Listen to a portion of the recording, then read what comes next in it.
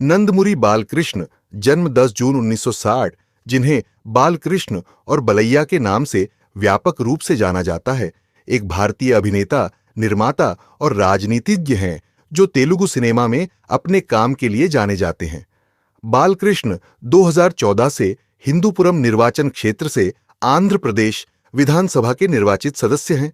दिग्गज अभिनेता और आंध्र प्रदेश के पूर्व मुख्यमंत्री एन.टी. रामाराव के छठे बेटे बालकृष्ण ने 14 साल की उम्र में बाल कलाकार के रूप में फिल्म ततम्मा काला 1974 से अपनी शुरुआत की।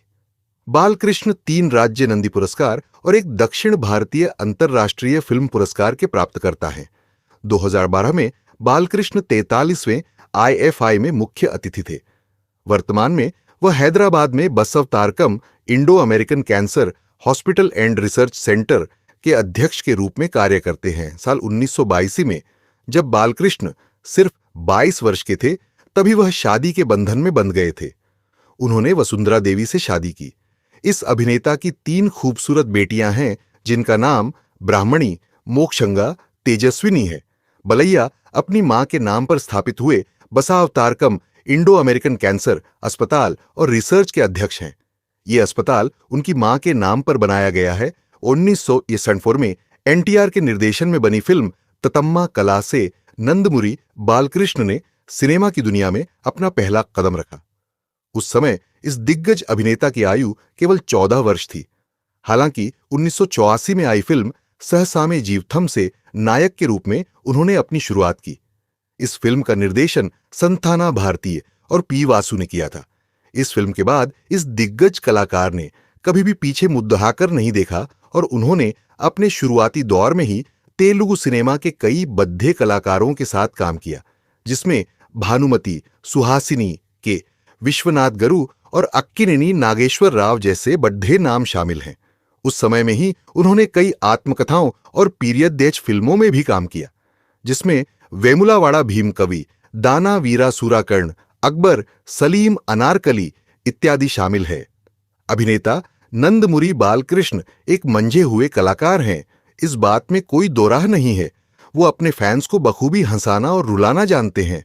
सन 1975 में इस दिग्गज अभिनेता ने अन्नदामूला अनुबंधम में अपने असली पिता NTR के ऑन स्क्रीन भाई की भूमिका निभाई थी।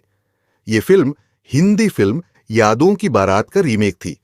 बालकृष्ण ने सिर्फ अपने पिता के साथ ही ऑन स्क्रीन काम नहीं किया, बल्कि फिल्म दाना वीरा सूराकर्ण में अपने बड्ढे भाई नंदमुरी हरिकृष्ण के ऑन स्क्रीन बेटे की भूमिका अदा की। उन 100 फिल्मों में कर चुके बालकृष्ण नंदमुरी ने साल 2014 में अपने पिता NTR और बड्ढे भाई के लिए चुनाव प्रचार किया और साथ ही उन्होंने TDP की तरफ से चुनाव लड़ा। उन्हें अनंतपुरम जिले की हिंदूपुर विधानसभा सीट पर उचित बहुमत के साथ जीत हासिल हुई। अमर उजाला की टीम की तरफ से नंदमुरी बालकृष्ण को जन्म दिवस की हार्दिक शुभकामनाएं हंसल मेहता ने एक कार्यक्रम में अंजलि को धक्का देने के लिए नंदमुरी बालकृष्ण को बदमाश कहा था। अन्य मौकों पर गौर करें तो वे समस्याग्रस्त व्यवहार से बच निकले थे। विवादों में घिरे रहने वाले नंदमुरी बालकृष्ण फिर से विवादों में हैं। अभिनेता राजनेता को हाल ही में एक कार्यक्रम में मंच पर अभिनेत्री अंजलि को धक्का देते हुए कैमरे में कैद किया गया, क्योंकि वह उनसे जल्दी दूर नहीं हटी। धैर्य एक गुण है, लेकिन अभिनेता में इसकी कमी दिखती है। 2004 में बालकृष्ण ने फिल्म निर्माता बेलमकोंडा सुरेश और उनके सहयोगी सत्यनारायण चौधरी पर अपनी पत्नी वसुंधरा देवी के नाम से पंजीकृत रिवॉल्वर से गोली चलाने के लिए सुर्खियां बटोरी। उन्होंने दावा किया कि उन पर गोली चलाने के बाद वे बेहोश हो गए और उन्हें शहर के एक निजी अस्पताल में ले जाया गया। अपनी गिरफ्तारी के बाद उन्होंने आत्मरक्षा का दावा किया, क्योंकि बेलमकोंडा और सत्यनारायण ने उन पर पेपर नाइफ को कटर से हमला किया था। बेलमकोंडा ने प्रेस को बताया कि बालकृष्ण ने उन्हें मारने के इरादे से गोली मारी। उसके एक दिन बाद उन्हें अचानक भूलने की बीमारी हो गई। उन्होंने दावा किया कि उन्हें नहीं पता कि उन्हें किसने गोली मारी, लेकिन उन्हें इतना याद था कि उन्होंने दावा किया कि उन्होंने ब्लाइया बाबू पर कागज के चाकू से हमला नहीं किया, क्योंकि वह प्रशंसक थे। उन्होंने यह भी स्वीकार किया कि गोलीबारी से पहले एक बहस हुई थी जिसमें उन्हें और सत्यनारायण को चोटें आईं। उचित सबूतों के अभाव में मामले का कोई नतीजा नहीं निकला। 2016 में एक कार्यक्रम में बालकृष्ण ने इस बारे में स्त्री द्वेषी टिप्पणी की कि उनके प्रशंसक उन्हें किस तरह की भूमिकाएं निभाना चाहते हैं। उन्होंने दावा किया कि उनके प्रशंसक अब सिर्फ स्क्रीन पर महिलाओं को लुभाने से खुश नहीं हैं, वे चाहते हैं कि वे और भी भूमिकाएं निभाए। उन्होंने कहा, मैं सिर्फ अपने प्रशंसकों के कारण ही कुछ खास तरह की भूमिकाएं कर सकता हूं। क्या वे इस बात से सहमत होंगे कि मैं लड़कियों को लुभाऊं या सिर्फ छेड़खानी करूं? वे स्वीकार नहीं करेंगे। मुझे या तो उन्हें चूमना होगा या कम से कम उन्हें गर्भवती करना होगा। मुझे इसके लिए प्रतिबद्ध होना होगा। बाद में जिस राजनीतिक दल के वे सदस्य हैं, तेलुगु देशम पार्टी टीडीपी ने उनकी ओर से एक बयान जारी किया। बालकृष्ण ने अपनी टिप्पणी पर खेद व्यक्त किया है और अगर इससे किसी वर्ग की भावनाओं को ठेस पहुंची है तो वे इसके लिए माफी मांगते हैं। उन्होंने ये टिप्पणी फिल्म समारोह के दौरान मौज मस्ती के लिए की थी और किसी पर निशाना नहीं साधा था। उन्होंने यह भी कहा कि महिलाओं का सम्मान करने की संस्कृति उन्हें अपने पिता एनटी रामाराव से विरासत में मिली है। पिछले दशक में बालकृष्ण का नाम थप्पड़ मारने का पर्याय बन गया है। नंदयाल और तिरुपति जैसी जगहों पर प्रशंसकों के साथ अभिनेता के दुर्व्यवहार को निर्देशक पुरी जगन्नाथ ने उचित ठहराया था, जिन्होंने दावा किया था कि उनके प्रशंसक उनका आनंद लेते हैं और उनके लिए तरसते हैं। बालकृष्ण ने 2021 में एक बार हिंदूपुर में एक प्रशंसक को थप्पड़ मारा था क्योंकि उसने अपने फोन का कैमरा उनकी ओर तान दिया था।